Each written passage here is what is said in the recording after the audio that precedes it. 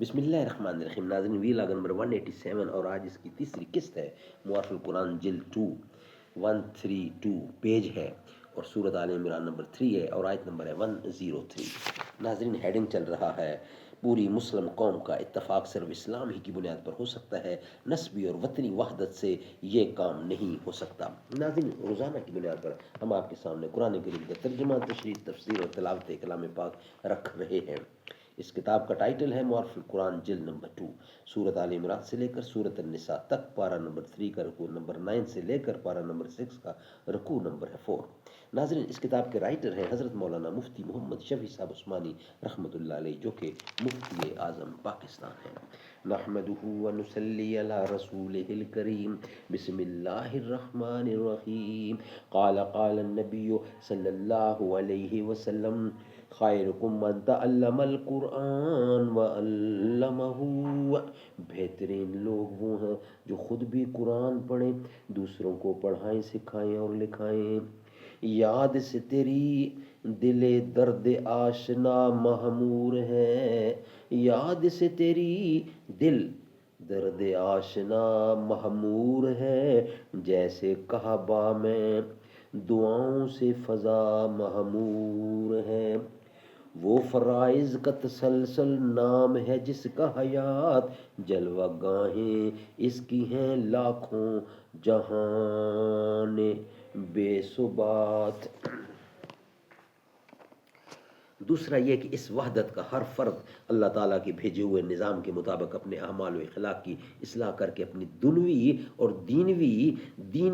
دنوی زندگی کا دینی اور دنوی زندگی کو درست کر لے گا. یہ وہ حکیمانہ اصول ہے جس کو لے کر ایک مسلمان ساری دنیا کی اقوام کو للکار سکتا ہے کہ یہی صحیح راستہ ہے، اس طرف آؤ.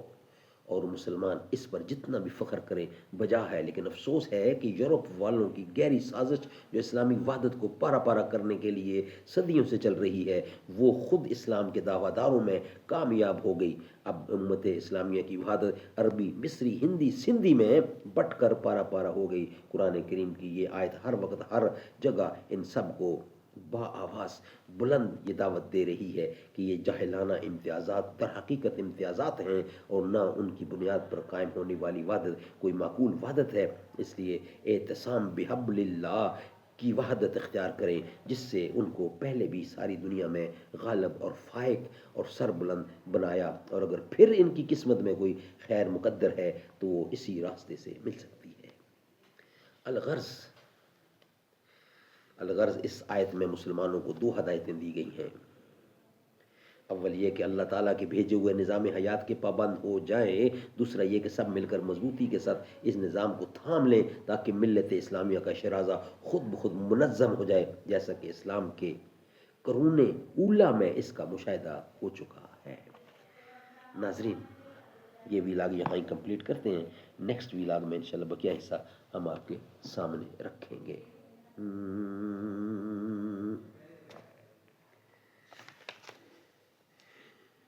یاد آئی ہیں اپنی خطائیں جب خدا کا خیال آ گیا ہے، میرے بے چین دل کو وہیں پر مصطفیٰ کا خیال آ گیا ہے. یوں تو مریم بھی ہے، ہاجرہ بھی، نیک خاتون ہے آسیہ بھی، بات جب آ گئی ہے حیا کی فاطمہ کا خیال آ گیا ہے. ظلم کا جبر کا سلسلہ تھا، ایک طرف صبر کا سلسلہ تھا، بات جب حق و باطل کی آئی کربلا کا خیال آ گیا ہے.